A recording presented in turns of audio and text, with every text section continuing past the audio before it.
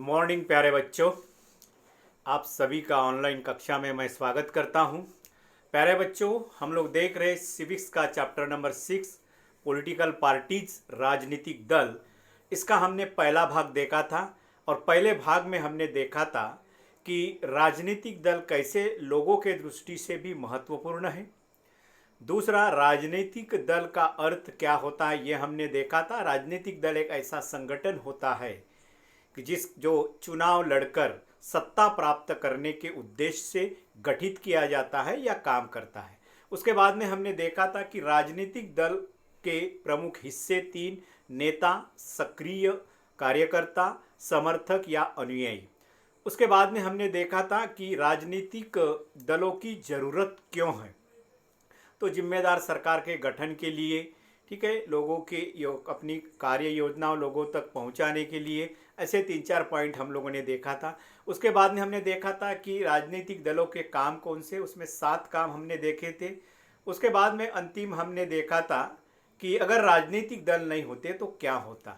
ठीक है, तो इस प्रकार से ये प्रमुख पॉइंट हमने पहले अध्याय में यानी कि पहले पीरियड में हमने देखा था। अभी हम लोग दूसरे भाग में भारत के प्रमुख जो है राजनीतिक दल, और उसमें भी हम लोग राष्ट्रीय राजनीतिक दल, नेशनल पार्टीज के बारे में हम लोग इस अध्याय में, इस पार्ट में, इस भाग में हम लोग जानकारी हासिल करने वाले हैं। तो देखते हैं भारत के प्रमुख राजनीतिक दल। प्यारे बच्चों, भारत के जो भी राजनीतिक दल होते हैं उस राजनीतिक दलों को अपना रजिस्ट्रेशन यानी कि पंजीकरण करना होता है। पंजीकरण करने का काम जो होता है, भारत का जो चुनाव आयोग होता है, इलेक्शन कमीशन, वो पंजीकरण करता है, रजिस्टर्ड करता है उन्हें।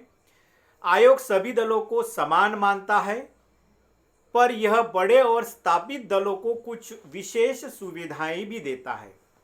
ठीक है, हालांकि आयोग के सामने सभी दल समान है, लेकिन जो बहुत बड़े दल होते हैं और कुछ विशेष ऐसे दल होते हैं जिनका जो महत्व होता है देश में, तो उन्हें कुछ विशेष महत्व या सुविधाएं देती है। वो सुविधाएं कौन से होते हैं देखिए, वो कोई अलग से सुविधाएं नहीं होती है। तो सबसे पहली सुविधा जो होती है, चुनाव आयोग इन्हें अपना एक अलग चुनाव चिन्ह देते हैं, और अगर जिस पार्टी को जो चुनाव चिन्ह दिया जाता है उस चुनाव चिन्ह पर दूसरा कोई व्यक्ति नहीं लड़ सकता है उस पार्टी के उम्मीदवार के अलावा। मतलब उसको पूरी तरह से फ्रीज किया जाता है उस पार्टी के लिए। तो चुनाव आयोग द्वारा इन्हें अलग चुनाव चिन्ह दिया जाता है, यह है अलग सुविधा, विशेष सुविधा। दूसरा, जिसका प्रयोग पार्टी का अधिकृत उम्मीदवार ही कर सकता है। तो वो चुनाव चिन्ह जो है उस पार्टी का जो भी उम्मीदवार रहेगा वही उसका उपयोग करेगा, दूसरा कोई नहीं कर सकता है। और ये चुनाव चिन्ह देने का अधिकार मतलब जो पार्टी के उम्मीदवारों को वो पार्टी के नेता करते हैं। इस विशेषाधिकार और कुछ अन्य लाभ पाने वाले पार्टियों को हम लोग मान्यता प्राप्त दल कहते हैं। तो सामान्यतः ऐसे जो चुनाव आयोग में रजिस्टर्ड होते हैं, जिन्हें कुछ अलग चुनाव चिन्ह दिया जाता है, उस पार्टी के अलावा उस चुनाव चिन्ह का दूसरा कोई प्रयोग नहीं कर सकता है। ठीक है, ऐसे दलों को हम लोग क्या कहते हैं, या पार्टियों को मान्यता प्राप्त दल कहते हैं, यानी कि रजिस्टर्ड पार्टी। चुनाव आयोग ने वैसे स्पष्ट नियम बनाए हैं कि कोई दल कितने प्रतिशत वोट और सीट जीतकर ये मान्यता प्राप्त दल बन सकता है। ठीक है, उसके लिए कुछ नियम है। तो उसमें भी दो पार्टियां होती हैं, एक तो होते राष्ट्रीय राजनीतिक दल और दूसरा स्टेट पार्टीज या रीजनल पार्टीज या क्षेत्रीय दल या प्रादेशिक दल। तो सबसे पहले हम लोग देखेंगे भारत के प्रमुख राजनीतिक दल दो है। एक राष्ट्रीय राजनीतिक दल जो संघीय इकाइयों में अस्तित्व होता है, मतलब सेंट्रल में उनका महत्वपूर्ण स्थान होता है, पूरे देश में उनका लगभग स्थान होता है। और क्षेत्रीय राजनीतिक दल राज्य इकाइयों में अस्तित्व, मतलब उस राज्य तक वो दल सीमित होता है, उसे हम लोग क्षेत्रीय राजनीतिक दल या उसी को हम लोग प्रादेशिक दल भी कहते हैं। राष्ट्रीय राजनीतिक दल कौन कौन से, तो वैसे देखा जाए तो 2000 जो आपके इसमें जो दिया गया है वो 6 राष्ट्रीय राजनीतिक दल, लेकिन 2014 के चुनाव में 8 हो गए थे। संघीय इकाइयों में अस्तित्व रखने वाले दल को राष्ट्रीय राजनीतिक दल कहते हैं। अब राष्ट्रीय राजनीतिक दल कहते हैं संघीय इकाइयों पे, मतलब सेंट्रल में जो जिनका अस्तित्व होता है, मतलब सेंट्रल गवर्नमेंट के लिए जो चुनाव लड़े जाते हैं और उसमें जो पार्टी होती है लगभग, उन्हें ये लोग हम लोग संघीय इकाइयों में अस्तित्व रखने वाले दल को हम लोग राष्ट्रीय राजनीतिक दल कहते हैं। जब कोई दल को लोकसभा चुनाव में पड़े कुल वोट का अथवा 4 राज्यों के विधानसभाई चुनाव में पड़े कुल वोट का 6% वोट हासिल करती है और लोकसभा के चुनाव में कम से कम 4 सीटें पर जीत दर्ज करता है तो उसे राष्ट्रीय दल के रूप में मान्यता मिलती है। तो इसके 2 शर्त है। नंबर 1, पूरे लोकसभा चुनाव में जो है कुल वोट के 6% या 4 राज्यों के विधानसभाओं में जो चुनाव होते हैं वहां पर 6% से अधिक वोट मिलना चाहिए, हासिल करना चाहिए और साथ में लोकसभा में कम से कम उनकी 4 सीटें चुन के आना चाहिए, तब जाके उन्हें राष्ट्रीय दल की मान्यता मिलती है या दर्जा मिलता है और वो चुनाव आयोग देता है। तो वोट और सीटों के आधार पर दिया जाता है। 2006 के अनुसार देश में 6 राष्ट्रीय दल के रूप में मान्यता प्राप्त है। 2019 के अनुसार वैसे 8 दल है, जिसमें आपकी तृणमूल कांग्रेस है। क्षेत्रीय दल या प्रांतीय दल किसे कहते हैं? देखिए, वेरी सिंपल।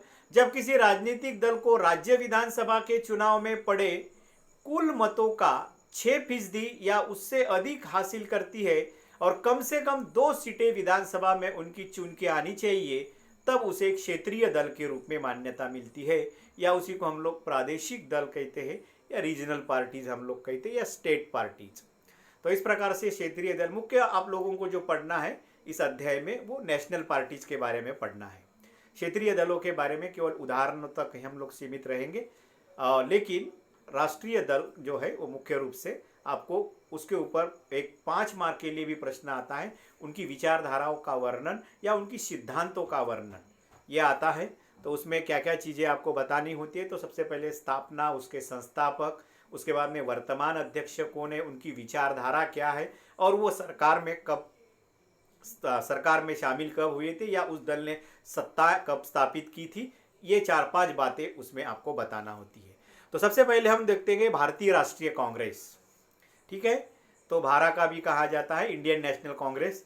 भारतीय राष्ट्रीय कांग्रेस विश्व की सबसे पुराने पार्टी में से एक है। सबसे पुरानी पार्टी नहीं है, ध्यान दीजिए शब्द पर।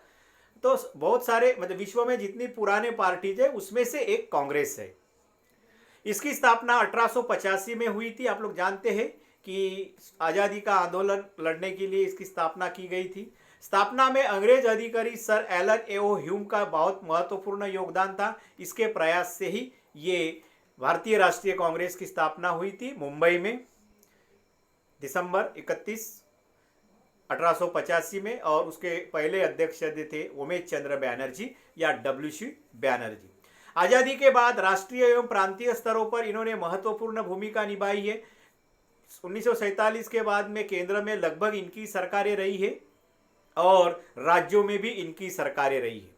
जवाहरलाल नेहरू के प्रयासों से इनकी विचारधारा देखिए, वो भारत को एक धर्मनिरपेक्ष यानी कि सेकुलरिज्म, लोकतंत्रात्मक, डेमोक्रेटिक और रिपब्लिक बनाने का प्रयास, ये मतलब इन 3 चीज़ों पर, इन 3 तत्वों पर इनका विश्वास है। ये देश को एक धर्मनिरपेक्ष राष्ट्र मानते हैं और लोकतांत्रिक गणराज्य यानी कि हमारे देश का जो मुखिया है, राष्ट्रपति है, वो जनता द्वारा चुना जाएगा और इस प्रकार से भारत को वो गणराज्य बनाना चाहते हैं या स्थापित करना चाहते हैं। ये उनकी विचारधारा है। यह पार्टी 1971 तक लगातार सत्ता में थी। 52 से लेकर वैसे 47 में थी, लेकिन वो अंतरिम सरकार थी, लेकिन 52 के इलेक्शन से कंटिन्यू 71 तक ये कांग्रेस ही थी। फिर वहाँ पर जनता पार्टी की सरकार आई थी। फिर 1980 से 1989 तक जो है कांग्रेस की सरकारें आई, जिसमें आप लोग जानते हैं इंदिरा गांधी थी, बाद में उनकी हत्या हो गई, फिर राजीव गांधी आए और बाद में 1980 के इलेक्शन के बाद में फिर विश्वनाथ प्रताप सिंह आए। तो 91 तक थे वो, मतलब वो नहीं थे विश्वनाथ प्रताप सिंह, बाद में चंद्रशेखर जी, बाद में HD देवगौड़ा, इंद्र कुमार गुजराल, वहाँ पर कई सारे ऐसे प्राइम मिनिस्टर बने। फिर 1991 से 1994 में PV नरसिंह राव सर कांग्रेस की सरकार बनी थी और बाद में फिर बीच में जो है अटल बिहारी वाजपेयी भाजपा की सरकार बनी। फिर 2004 से 2014 तक 10 साल कंटिन्यू कांग्रेस की सरकार रही है, मनमोहन सिंह की सरकार। तो इस प्रकार से इतना सारा योगदान है, लगभग 40-45 साल कांग्रेस ने सेंट्रल में शासन किया है और राज्यों में तो कई सारे हैं। यह पार्टी नई आर्थिक नीतियों का समर्थक है। न्यू इकोनॉमिक पॉलिसी इन्हीं के कार्यकाल में आई थी। नरसिंह राव के ज़माने में, यानी कि उस समय की जो फाइनेंस मिनिस्टर थे मनमोहन सिंह, उन्होंने इसको एक्सेप्ट किया था, न्यू इकोनॉमिक पॉलिसी, जिसको हम लोग एलपीजी कहते हैं। ठीक है, liberalisation, privatisation and globalisation. Congress संयुक्त प्रगतिशील गठबंधन का नेतृत्व कर रही है। वर्तमान समय में ये यूपीओ का नेतृत्व करती है, यूनाइटेड प्रोग्रेसिव अलायंस, जिसे हम लोग हिंदी में संयुक्त प्रगतिशील गठबंधन, जो कांग्रेस के नेतृत्व में कई सारी पार्टियां हैं, इसमें 17-18 पार्टियां हैं। कांग्रेस के पहले अध्यक्ष उमेश चंद्र बैनर्जी थे। वर्तमान में श्रीमती सोनिया गांधी कार्यकारी अध्यक्ष है। ठीक है, परमानेंट अध्यक्ष नहीं है, अभी उसको कार्यकारी अध्यक्ष के रूप में राहुल गांधी के रिजाइन के बाद में पद संभाल रही है। कांग्रेस का चुनाव चिन्ह है पंजा, आप देख सकते हैं, चुनाव चिन्ह साइड में दिया गया है, यह है पंजा। तो ये आपको मल्टीपल चॉइस में या इसके लिए भी बड़े प्रश्न के लिए पूछे जाते हैं। दूसरी पार्टी है भारतीय जनता पार्टी। पुराने भारतीय जनसंघ थी, जब आज़ादी के बाद में जनसंघ, ये आरएसएस के विचारों से प्रभावित होकर ये स्थापना हुई है, राजनीतिक पार्टी है। उस समय ये जनसंघ कहते हैं, श्यामा प्रसाद मुखर्जी इसके संस्थापक थे।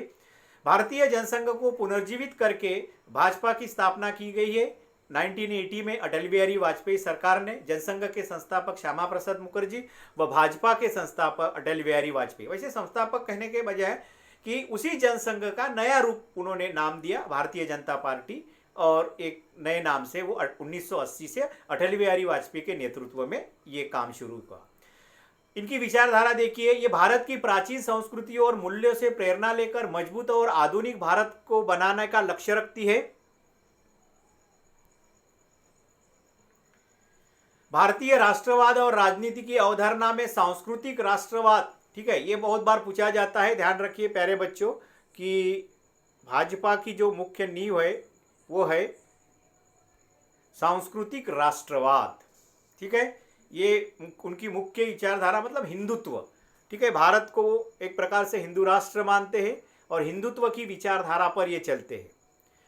धारा 370 का ये विरोध करते आ रहे थे और अभी उन्होंने ही खत्म किया। ठीक है, अभी 1 साल हुआ 5 अगस्त को।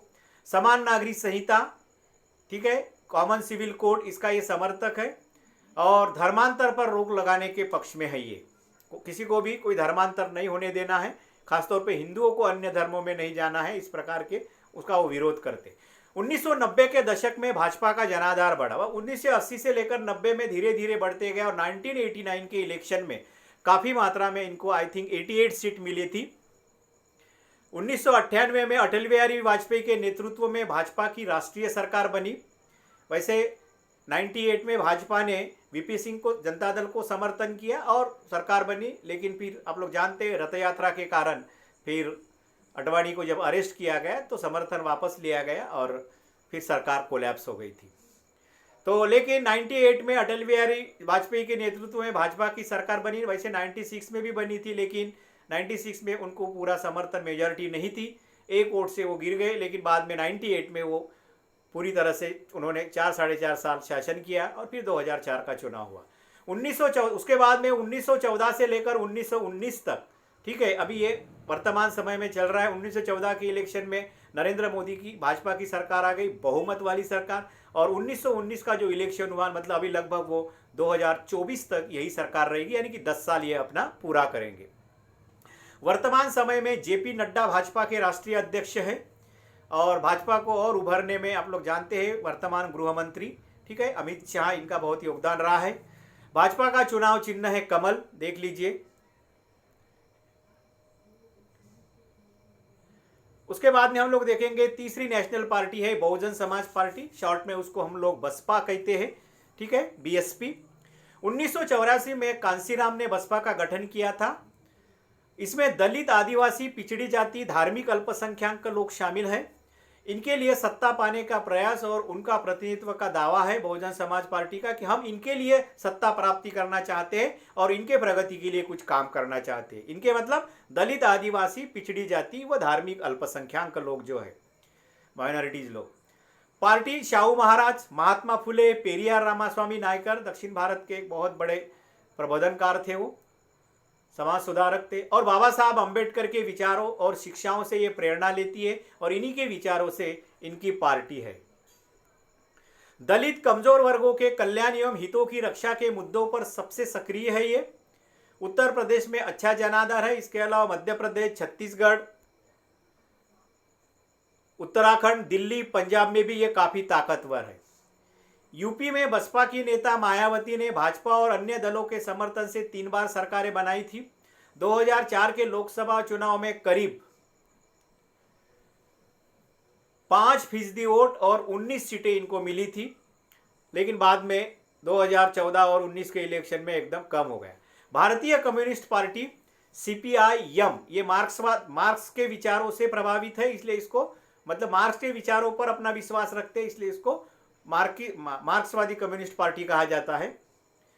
इस दल की स्थापना 1964 में हुई थी। ये CPI से निकलकर भारतीय कम्युनिस्ट पार्टी से मतलब निकलकर इसका निर्माण हुआ था। पार्टी की मार्क्सवाद लेनिनवाद में आस्था है। ठीक है, समाजवाद, धर्मनिरपेक्षता और लोकतंत्र के समर्थक है ये, तथा साम्राज्यवाद और सांप्रदायिकता की, साम्राज्यवाद मतलब अपने साम्राज्य का विस्तार करना, जैसे ब्रिटिश साम्राज्यवाद आप लोग पढ़े हो, उसके ये विरोधी है और सांप्रदायिकता के भी ये विरोधी है।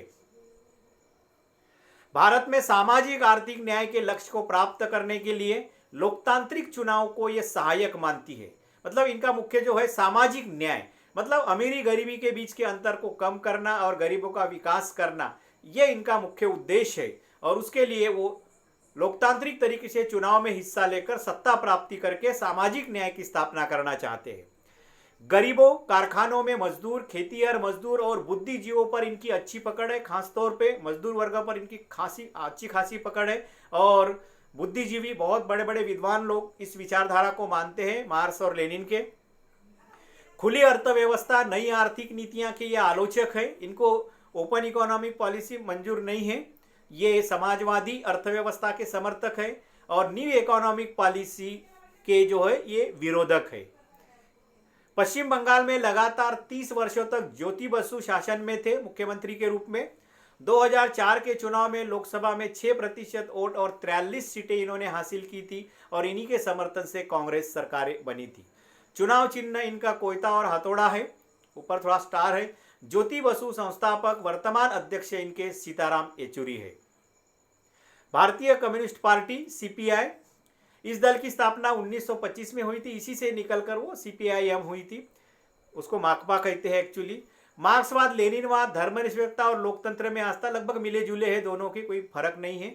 अलगाववादी व सांप्रदायिकता के विरोधी है। अलगाववादी का मतलब है देश से जो फुटकर जाने वाले जो लोग हैं, ठीक है, जैसे हमारे देश में पंजाब में पहले हुआ था कि खालिस्तान अलग करो, ठीक है, जम्मू कश्मीर को अलग करो, इस प्रकार का।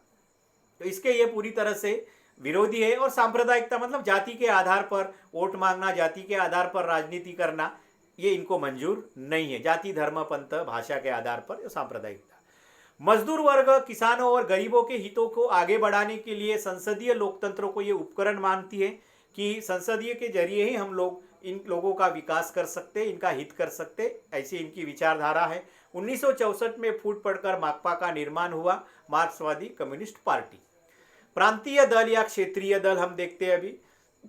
जब किसी राजनीतिक दल को राज्य विधानसभा के चुनाव में पड़े कुल मतों का 6% या उससे अधिक हासिल करती है और कम से कम 2 सीटें, ठीक है, पर 2 सीटों पर वो जीत दर्ज करती है, तो उसे हम लोग क्षेत्रीय दल के रूप में मान्यता मिलती है, या उसी को हम लोग रीजनल पार्टी या प्रादेशिक पार्टी के नाम से भी जाना जाता है।